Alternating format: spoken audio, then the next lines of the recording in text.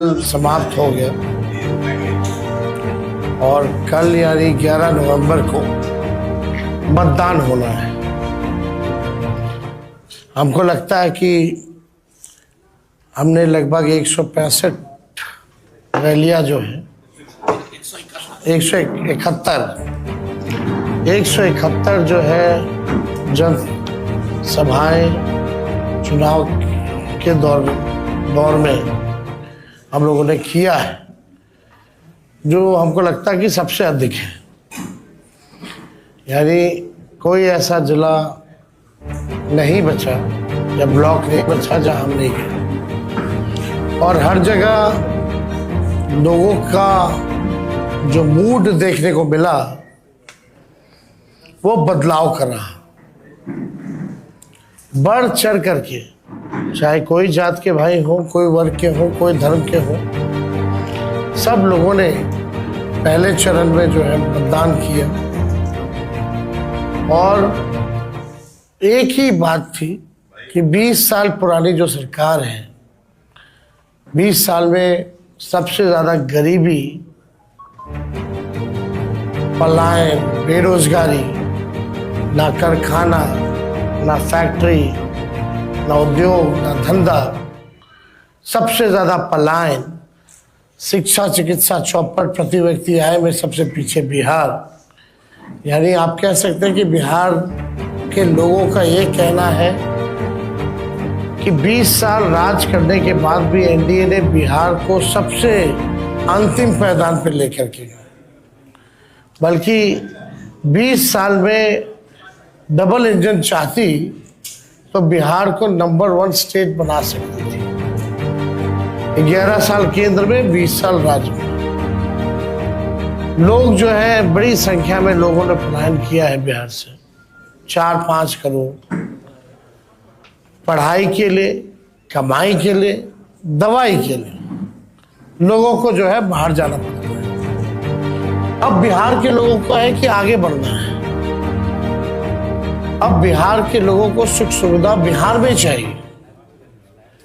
कोई परिवार बिछड़े ना, केवल होली और छठ में ना मिले, बल्कि जिंदगी भर जो है साथ रहे, और बिहार में पढ़ाई, दवाई, कमाई की व्यवस्था हो, उद्योग धंधे, फैक्ट्री लगे, फूड प्रोसेसिंग यूनिट लगे।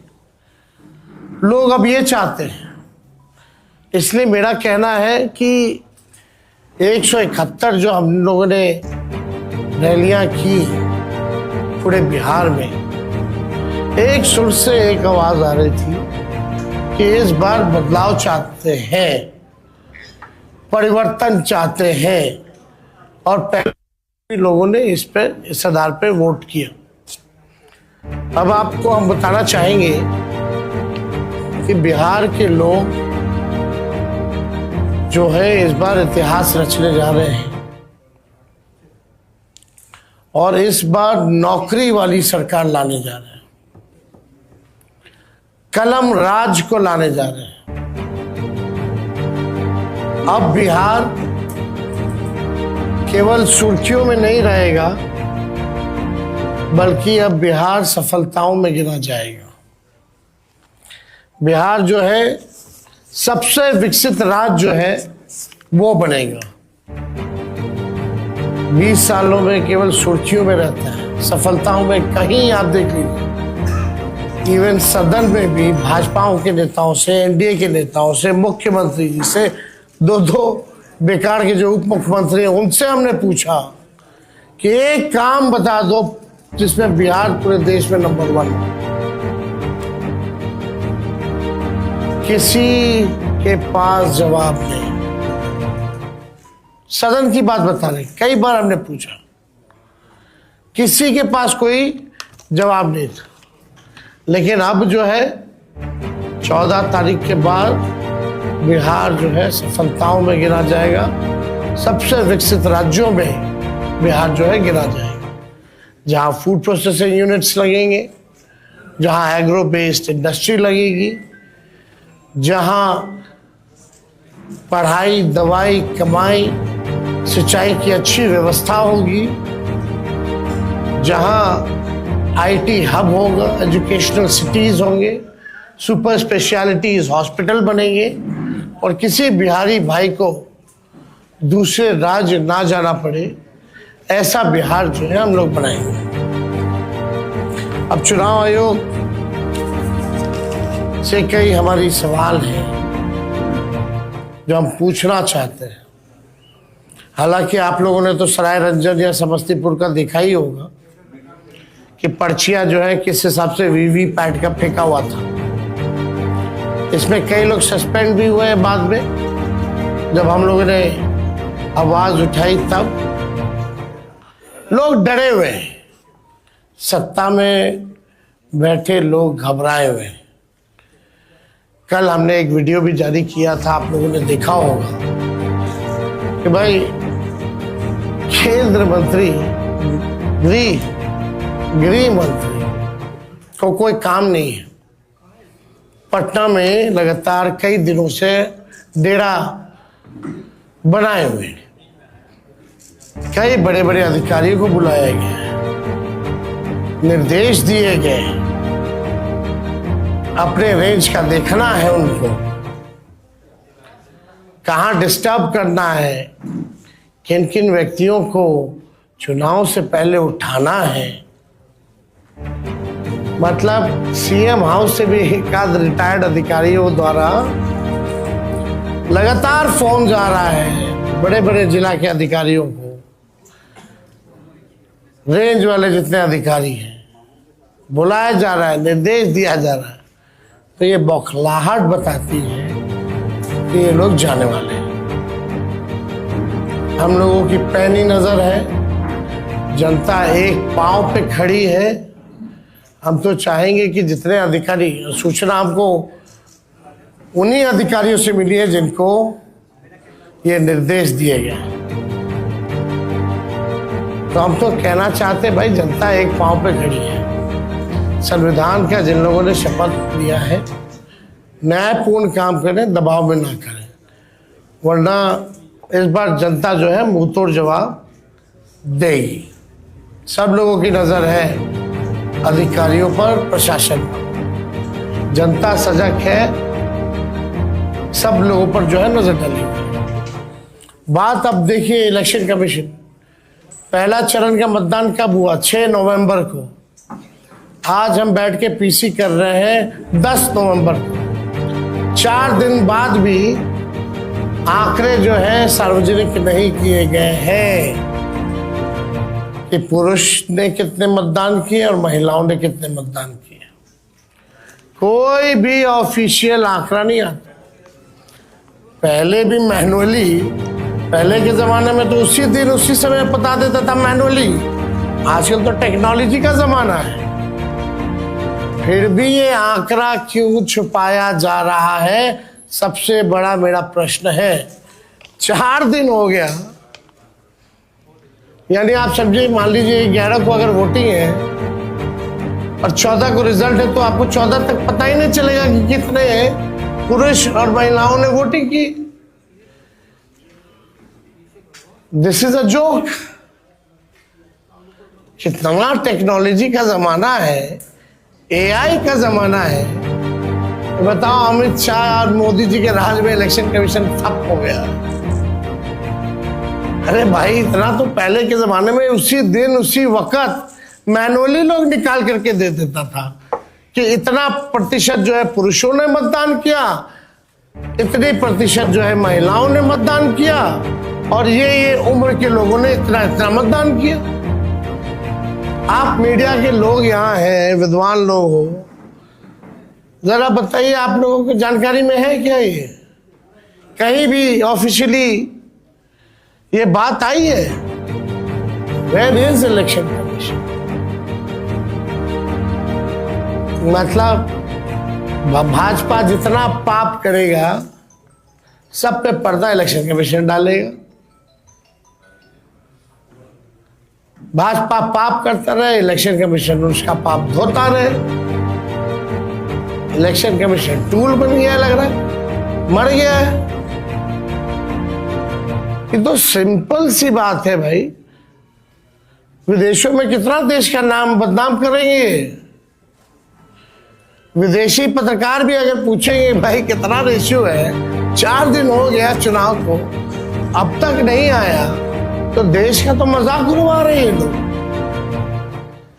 तो हम तो जानना चाहेंगे कि भाई जल्द से जल्द दे दो। ऐसा जो आप लोगों का रफ्तार है, लग नहीं रहा कि दूसरा फेज वाले का पता भी चल पाएगा कि कितना रेशियो में किसने किसने कितना मतदान किया। आपको हम बता दें कि सीसीटीवी लगातार जो है कई जगह जो है जो स्ट्रांग रूम का वो जो है बंद आ रहा है, उसमें हमारे पार्टी के लोग सजग हैं और कहीं भी कुछ आता है तो हम लोग कंप्लेन भी करते हैं। लेकिन ये बार बार लगभग हर जगह जो है स्ट्रांग रूम का जो सीसीटीवी है वो बंद हो जा रहा है। आखिर क्या कारण? इसमें चुनाव आयोग को जो है सफाई देने की जरूरत है। और आपको हम इंटरेस्टिंग डेटा बताना चाहते हैं जो इलेक्शन कमीशन ने अमित शाह जी के निर्देशों पे शायद किया होगा। एक तो आंकड़ा हम आप लोगों के सामने रखना चाहते हैं। ये आंकड़ा भाजपा या एनडीए शासित इन राज्यों से आए हैं जवान। उत्तर प्रदेश से 40 कंपनियां, गुजरात से 27 कंपनियां, मध्य प्रदेश से 23 कंपनियां, असम से 15 कंपनियां, महाराष्ट्र से 25 कंपनियां, छत्तीसगढ़ से 15 कंपनियां, राजस्थान से 10 कंपनियां, मिजोरम और हरियाणा से 8-8 कंपनियां, नागालैंड से 15 कंपनियां, मेघालय से 7 कंपनियां, गोवा से 6 कंपनियां, त्रिपुरा से 5 कंपनियां और उत्तराखंड से 4 कंपनियां, यानी कुल 208 कंपनियां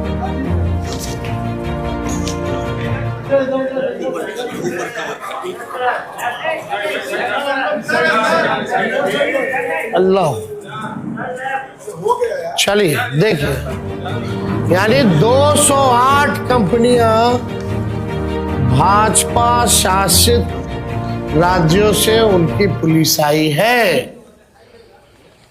पहले बिहार विधानसभा चुनाव 2025 में सुरक्षा और निगरानी की व्यवस्था के लिए ये गंभीर सवाल जो है खड़ा हुआ है। ये गंभीर सवाल खड़ा हुआ है। बंगाल, कर्नाटका, तमिलनाडु से क्यों नहीं मंगाए भाई? झारखंड बगल में है, यूपी का आ रहा है, मध्य प्रदेश का आ रहा है, झारखंड अब बंगाल का क्यों नहीं आ रहा? दोनों बॉर्डर के इलाके में है। तो मेघालय और त्रिपुरा से आ रहा है, नागालैंड से आ रहा है, लेकिन झारखंड, बंगाल और आपका तमिलनाडु, कर्नाटका जैसे राज्यों से क्यों नहीं आ रहा? केरला से क्यों नहीं आ रहा? वेस्ट बंगाल वही हुआ, क्यों नहीं आ रहा? ये तो भाई बड़ा सवाल जो है खड़ा हो गया। पुलिस ऑब्जर्वर में तो मतलब आप कहीं तो जो असंतुलन है, ये जो भी 243 विधानसभा में 68% पुलिस ऑब्जर्वर बीजेपी शासित राज्यों से। आप समझ जाइए, 68% पुलिस ऑब्जर्वर जो है वो बीजेपी शासित राज्यों से हैं। पहले ये जितने भी लोग होते थे वो CAPF यानी सेंट्रल केंद्रीय अर्धसैनिक बल के जो लोग होते थे उनको लगाया जाता था ताकि निष्पक्ष जो है ऑब्जर्विंग जो है वो हो। लेकिन इस बार 68%, यानी हमने आपको आंकड़ा दिया 208 कंपनियां भाजपा शासित राज्यों में से। अब ये तो देख लीजिए, अमित शाह जी आए इसीलिए ना, डेरा काहे जमाए हुए हैं गृह मंत्री। देश में थोड़ी और कोई काम है, जहां चुनाव है वहां बेईमानी वाला काम है। पूरा धन बल छल कपट सब लगा रहे, कोई चीज का कमी नहीं छोड़ रहे। लेकिन फिर भी ये अमित शाह बिहार को उपनिवेश बनाना चाहते हैं, बाहरी लोग कब्जा करना चाहते हैं, बिहारी होने नहीं देगा। इस बार करारा जवाब मिलेगा, जनता से अब मिल रहा है। ये लोग बौखलाहट में इस तरह का काम कर रहे हैं क्योंकि इनको पता है कि लोग जो है जाने वाले हैं। अब सवाल देखिए, मोदी शाह जी ने बिहार को जितना बदनाम किया, जो बात बिहार के बारे में बोल रहे हैं, क्या वो गुजरात के बारे में ऐसा बोल सकते हैं? गुजरात में क्या क्या बातें करेंगे, वो फैक्ट्री की बात करेंगे, उद्योग की बात करेंगे, और यहाँ अगर उनकी पूरी भाषा, पूरा वाक्य देखिएगा या शब्दों का चयन देखिएगा तो नेगेटिव, नकारात्मक।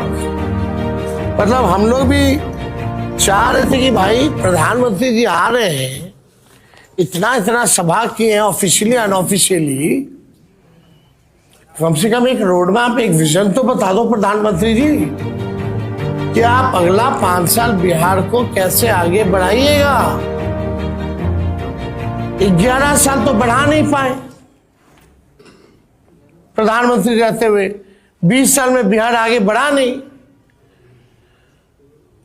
अब जो है जुमलेबाजी और तरह तरह के गाने फाने जो है गा रहे, कोई मतलब नहीं है। प्रधानमंत्री आजकल लगता है कि भाई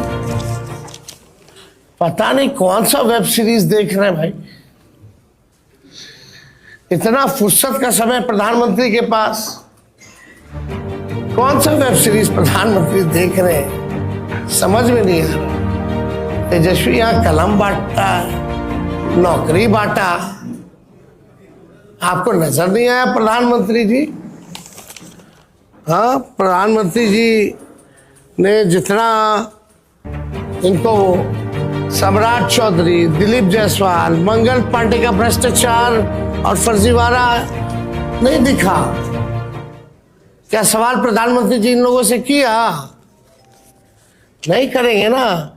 सम्राट चौधरी ने क्या क्या किया है भाई, दिलीप जायसवाल जी का क्या क्या है, मंगल पांडे का क्या क्या है, अशोक चौधरी वगैरह लोग छोड़िए, कितना ऐसा लिस्ट हम लोग गिनाएंगे। कोई सवाल तो नहीं करता इन लोगों से प्रधानमंत्री जी। और आपको तो बिहार के दुर्दांत अपराधियों के साथ मंच साझा किया। क्या प्रधानमंत्री की नजर उल्लास पांडे, मनोरमा देवी, आनंद मोहन, सुनील पांडे, राजबल्लभ, अनंत सिंह साधु महात्मा लगते हैं? ये प्रधानमंत्री को बताना चाहिए, क्या वो साधु महात्मा है? ये लोग मंच साझा कर रहे थे। और तो और छोड़िए, सृजन घोटाले वाले मुख्य आरोपी विपिन शर्मा का विशेष पास बनवा कर करके उन्होंने एयरपोर्ट पर बुला करके पीठ ठोका है। आप समझ जाओ, वाह रे वाह प्रधानमंत्री जी, कथनी और करनी में कितना अंतर है।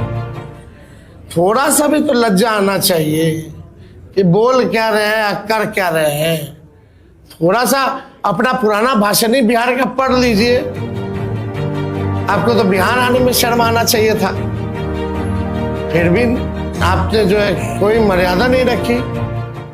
सृजन घोटाले वाले विपिन शर्मा को बुला के पीठ ठोक रहे हो भाई, जो मुख्य आरोपी है, विशेष पास बनवा करके। अनंत सिंह, उल्लास पांडे, राजबल्लभ, मनोरमा देवी, आनंद मोहन, सुनील पांडे बड़े अच्छे लोग हैं, ये लोग तो कुछ चलाते नहीं है, मिलता नहीं है ना। ये लोग तो भोलेनाथ पे दूध चढ़ाते हैं, है ना। वही है, भाजपा में जाओगे तो पाप धुल जाएगा। गंगा जी में नहाइएगा, गारंटी नहीं है कि भैया पाप धुले कि ना धुले, लेकिन आस्था हम लोगों की है गंगा जी के प्रति। लेकिन ऐसे ऐसे लोगों की आस्था गंगा जी से ज्यादा मोदी जी और अमित शाह में है। कुछ करेंगे, पाप धुलने की गारंटी जरूर है। यही हो रहा है। अब हम क्या क्या हम बोले, अब तो हमको तो बोलना भी ठीक नहीं लगता। अब बताइए, 30,000 करोड़ रुपया चुनाव में रिश्वत दी गई, 10-10 हजार रुपया, टोटल कितना? 30,000 करोड़। चुनाव आयोग मौन, चुनाव के दिन भी खाते में आ रहा है पैसा 10,000। ये रिश्वत नहीं है तो और क्या है भाई? फिर भी जनता इनको करारा जवाब दे रही है। क्या इन लोगों ने नहीं किया इस पूरे चुनाव में? दिल्ली में 1 साल हो गया, दिल्ली में क्या क्या वादा इन लोगों ने किया था? महिलाओं का पैसा नहीं दिया अब तक। अमित शाह ने कहा कि भाई यूपी चुनाव में उन्होंने कहा था कि भाई दिवाली और होली पर सिलेंडर जो है मुफ्त में दिया जाएगा। जरा जाके यूपी वालों से पूछो बगल में कि सिलेंडर मुफ्त में मिला कि नहीं मिला। और इन लोगों ने रिश्वत जो दी है वो तो कर्जा है, वो तो ये लोग इंटरेस्ट के साथ लेंगे। लेकिन तेजस्वी जो माई बहन मान योजना के तहत देगा, 14 जनवरी का तारीख आप लोग याद रखिए। सरकार तो हम ही लोग बना रहे हैं।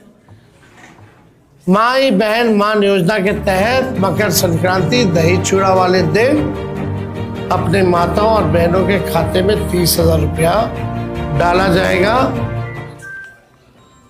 और ये आर्थिक न्याय के तौर पे महंगाई से सामना करने के लिए उनको सहयोग राशि दिया जाएगा। और ये निरंतर जो है ये प्रक्रिया चलती रहेगी, हर महीने चलता रहेगा। पिछले 1 साल का एक साथ 30,000 रुपया हम लोग दे देंगे, यानी महीने का 2,500 के हिसाब से 12 महीने का 30,000। तो ये हम लोग तो करेंगे ही करेंगे। लेकिन आप देखिए स्थिति जो है क्या से क्या हो गया है। अब पूरे विश्व में नरेंद्र मोदी ने बिहार और बिहारियों को गाली दिलवाने का काम किया। लगता है प्रधानमंत्री जी आजकल असला बारूद और तोप खाने वाले डिक्शनरी पढ़ रहे हैं। और हमने पहले भी कहा कि भाई हो सकता है कि वेब सीरीज भी देख रहे हो। प्रधानमंत्री जी को नौकरी, रोजगार, विकास की बात करनी चाहिए। ये हम लोग जो है चाहते हैं कि भाई कम से कम इस पे हम लोगों ने कोई बात नहीं सुनी कि प्रधानमंत्री जी ने क्या बात की। देखिए साफ तौर पे हम लोग जब आएंगे तो जिस परिवार के पास सरकारी नौकरी नहीं है उस परिवार में एक सरकारी नौकरी हम लोग दिलाएंगे। हर जात हर धर्म में बेरोजगारी है। इसका मतलब ये है कि हर जात हर धर्म में नौकरियां मिलेगी। तेजस्वी सबको साथ लेकर के चलेगा।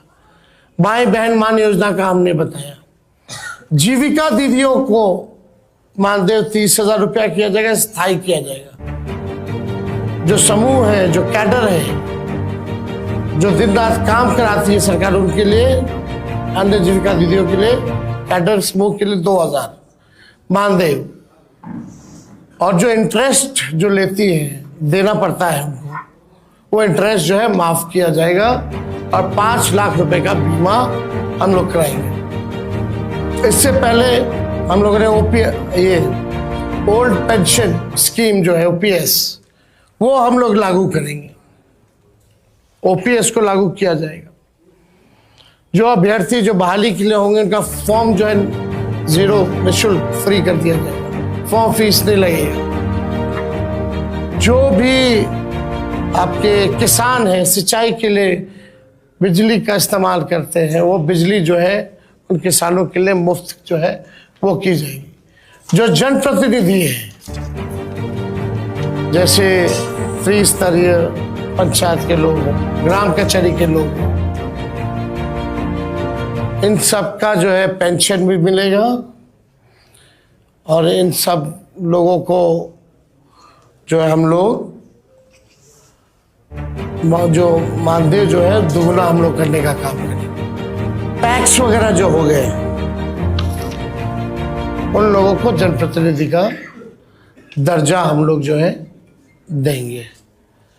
तो हम लोग कई ऐसी योजनाएं, बेटी योजना हो, माँ योजना हो, ये सब योजनाओं को हम लोग जो है लागू करेंगे। आरक्षण तो हम लोग जो है, इन लोगों ने तो ख़त्म कर दिया, भाजपा के लोगों ने, हम लोग जो है आरक्षण को लागू करेंगे। बढ़ाने की ज़रूरत हो तो बढ़ाया भी जाएगा और शेड्यूल लाइन के लिए फिर से भारत सरकार को हम लोग सिफारिश करेंगे। तो और भी बहुत सारी चीज़ें हैं। अब आप लोगों को बता दें कि भाई लॉ एंड ऑर्डर के मामले में तेजस्वी कोई कॉम्प्रोमाइज जो है नहीं करेगा, चाहे कोई अपना हो या पढ़ाया हो। अगर तेजस्वी की परछाई भी गलत करेगी तो उसको भी कड़ी से कड़ी सजा मिलेगी।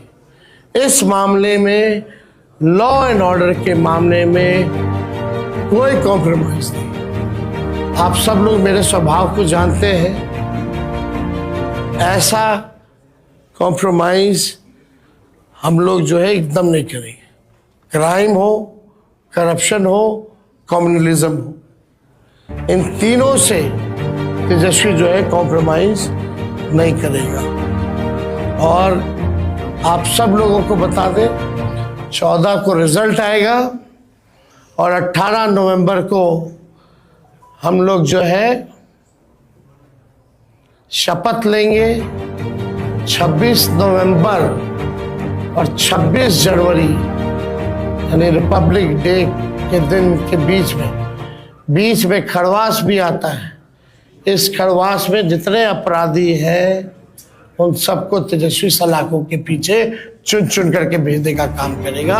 1-2 महीने के अंदर इस खरवास में 26 नवंबर से 26 जनवरी के बीच कोई अपराधी बिहार में नहीं बचने वाला है। 2 महीने के भीतर खरवास में जेल के अंदर जाने वाले हैं। तो आप सब लोग इस प्रेस में आप लोग आए, आप सब लोगों का स्वागत है। और हमको लगा कि भाई पूरा चुनाव का जो अनुभव जो रहा वो आप लोगों से हम लोग जो है साझा करें। तो कोई